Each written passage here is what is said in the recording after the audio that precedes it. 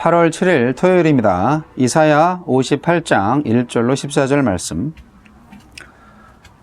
크게 외치라. 목소리를 아끼지 말라. 내 목소리를 나팔같이 높여 내 백성에게 그들의 허물을, 야곱의 집에 그들의 죄를 알리라. 그들이 날마다 나를 찾아 나의 길 알기를 즐거워함이 마치 공의를 행하여 그의 하나님의 규례를 저버리지 아니하는 나라 같아서 의로운 판단을 내게 구하며 하나님과 가까이 하기를 즐거워하는도다. 우리가 금식하되 어찌하여 주께서 보지 아니하시오며 우리가 마음을 괴롭게 하되 어찌하여 주께서 알아주지 아니하시나이까.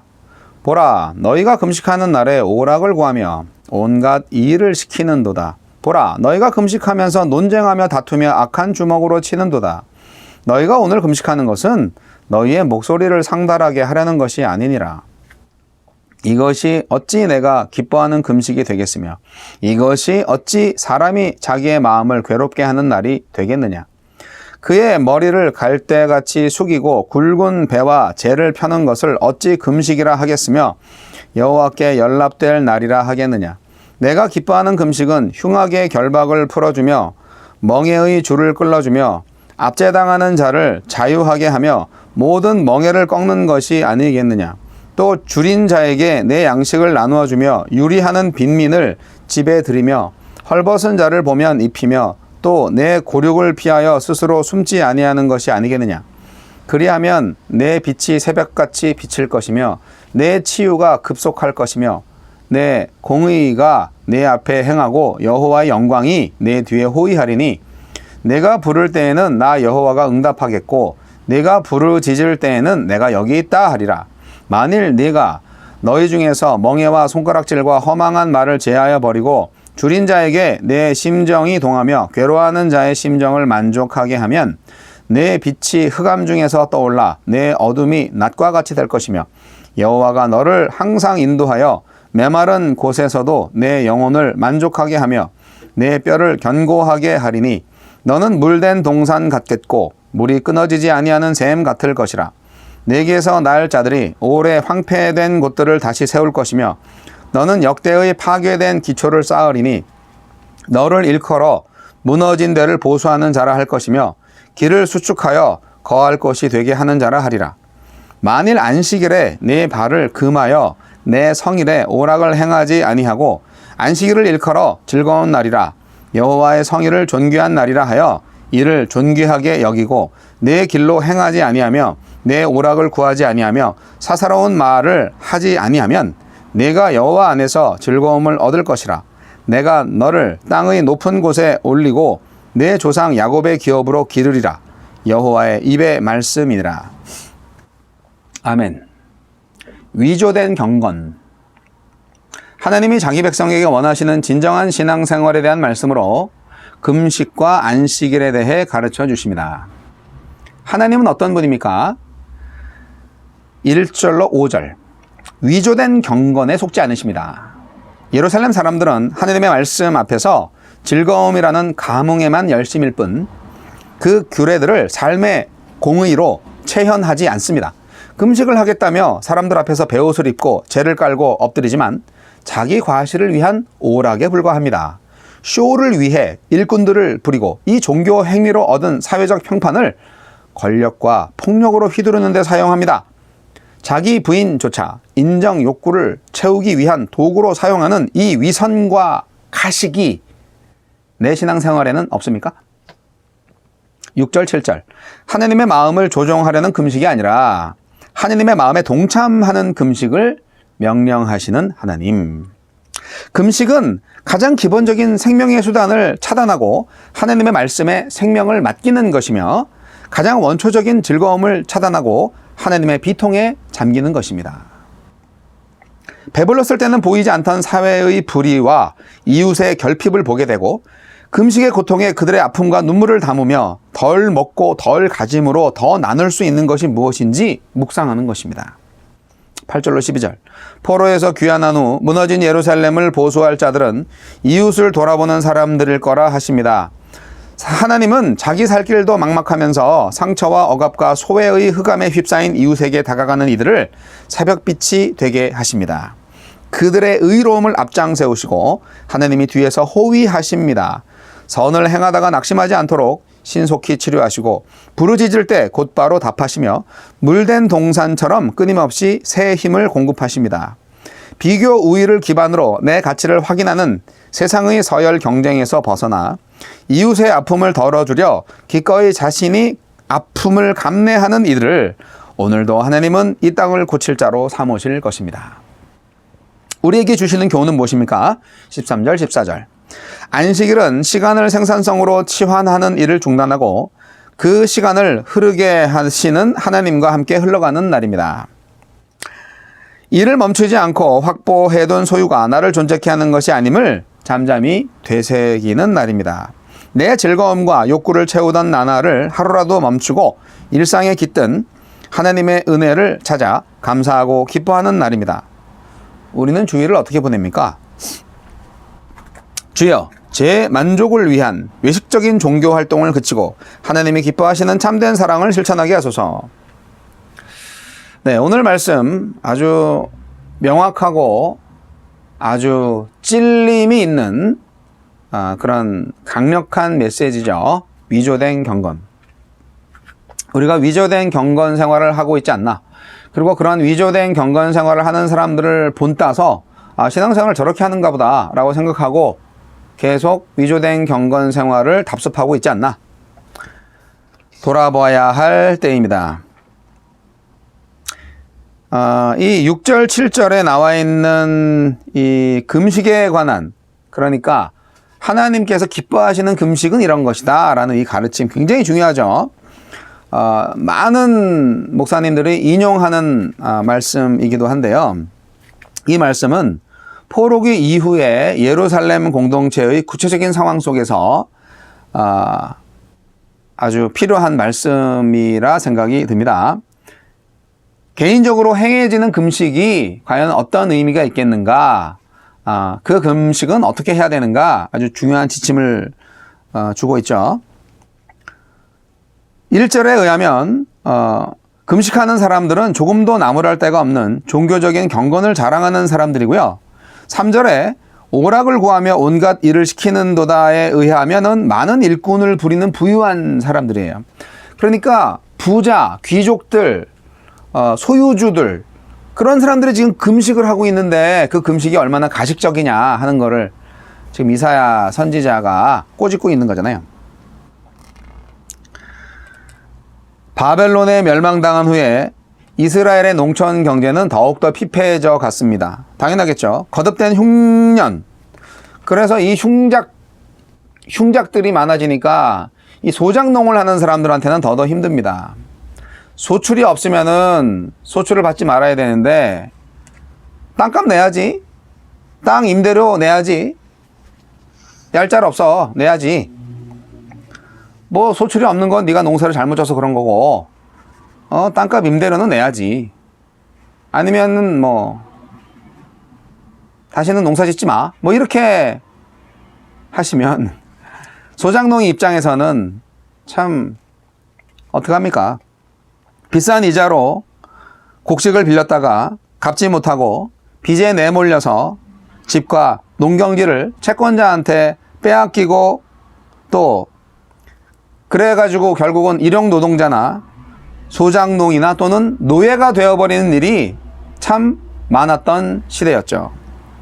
사회 경제적 약자의 생존이 종교적인 경건과 하느님의 축복을 자랑하는 강한 자의 손아귀에 들어갔습니다. 그러니까 종교적인 경건을 보여줄 수 있는 사람이 결국 하나님께서 볼 때 정말 안 좋죠. 네. 하나님은 착취와 억압의 대상이 된 당신 백성을 위해서 개입을 하십니다. 이사야 선지자는 그것을 아주 잘 지적하고 있습니다.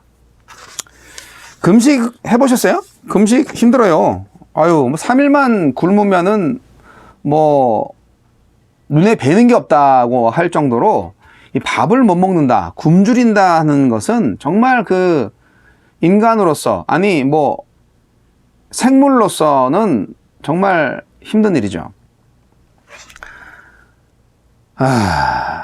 근데 이거를 이제 경건 생활을 위해서 금식을 해야 하는 경우가 있는 거예요. 특히 이스라엘 종교에 있어서 회개할 때 금식을 합니다. 그만큼 일부러 가장 기본적인 욕구를 끊어냄으로써 그 고통에 참여함으로써 나의 죄를 회개한다 하는 그런 표현을 하는 거죠. 아주 좋은 표현이죠. 배고픔의 고통은 굶어본 사람만이 알죠. 그리고 이제 금식의 목적은 수련에 있어요. 훈련에 있어요. 예, 훈련을 할 필요가 있죠. 그래서 금식 생활을 일주일에 꼭 2번씩 하는 바리새인들도 있었죠. 아주 경건한 사람들이었죠. 근데 진짜 경건했는지 아니면 가짜로 경건했는지 그건 뭐 하나님만 아시는 거죠. 그래서 오늘 말씀은 정말 금식의 정의를 다시 내리시는 그런 구절인데요. 금식이라는 건요, 음식을 억제하는 게 금식의 전부가 아니에요. 근본적으로 나의 주권을 포기하고 내 욕망을 내려놓는 일이에요. 그것은 자아의 죽음인 거죠. 나를 죽이는 거예요. 결국 내 십자가를 지는 거죠. 예. 십자가를 지고 내가 예수님과 함께 죽는 거예요. 그게 금식이에요. 다른 사람들의 자유와 필요에 민감해질 수 있죠. 이렇게 배고픈데, 한 끼도 안 먹으면 이렇게 배고픈데 저 사람은 굶기를 밥 먹듯 하니 얼마나 힘들까. 그렇게 다른 사회적 약자를 불쌍하게 여길 수 있는 거죠. 나를 내어주고 다른 사람을 살리는 것이 진정한 금식입니다. 내가 죽음으로 누군가를 살리는 거죠. 그래서 우리가 이제 금식 기간을 선포하고 뭐 하루에 한 끼 금식을 하면 그 금식한 양만큼 그 헌금을 걷어서 뭐 홈리스를 돕는 헌금으로 사용한다든지 그런 일들 사실 교회에서 많이들 합니다. 좋은 일입니다. 뭐 그런 것들을 너무 형식적으로 할 필요는 없지만 우리의 마음을 담아서 실제로 그렇게 할 필요가 있습니다. 금식은 좋은 겁니다. 참된 금식은 회복과 자유를 가져다 줍니다. 어둠을 뚫고 나오는 새벽빛처럼 살이 돋는 것처럼 생명이 돌아올 것입니다. 무엇보다도 하나님과의 관계가 회복되어지는 일이죠. 그래서 이제 금식하고 통회함으로 기도하면 하나님께서 그래 내가 여기 있다 그렇게 짜잔 나타나신다는 거예요. 그래서 우리는 금식 기도를 통하여서 하나님과의 화평을 누리게 됩니다. 이것만큼 더 큰 축복이 어디 있으려고요? 저도 뭐 젊었을 때 기도원에 올라가서 기도 제목을 놓고 기도하느라고 금식을 한 뭐 일주일 한 적도 있습니다. 길게는 많이 안 해봤어요. 저는 일주일 이상은 안 했어요. 어떤 목사님은 신학대학교 새벽기도회에 초청을 받으셔서 이제 신학생들한테 자기 후배들한테 설교를 하는데 뭐 편하니까 그렇게 말씀을 하셨겠지만 나는 40일 금식 기도를 3번이나 했어. 나보다 더 금식 기도 많이 한 사람 나와봐. 뭐 이렇게 설교를 하시는 목사님을 본 적이 있어요. 참 금식이 자랑이냐? 속으로 그렇게 생각을 하면서 마음의 상처를 받았는데 뭐 대단하죠. 뭐 금식 40일 금식 기도 어떻게 하지? 참 훌륭하신 분들입니다. 하지만 그러한 엄청난 일조차도 그걸 과시하기 위해서 그렇게 한다면 하나님께서 기뻐하는 금식은 아닐 거라고 저는 생각을 합니다. 여러분, 안식일 지키는 것도 마찬가지죠. 안식일에 정말 거룩한 모습으로 예배하는 모습을 보여주기 위해서 그렇게 안식일 지키는 사람들처럼 주일 성수를 한다면 글쎄요, 안식일에 사람을 살리는 게 더 낫다고, 안식일의 주인은 자기라고, 당신이라고 예수님 말씀하신 거 기억하시죠? 안식일에 사람을 살리는 게 좋아요. 네. 주일날이라고 일하면 안 돼 라고 제가 제 아내에게 말한다면 제가 정상이겠습니까?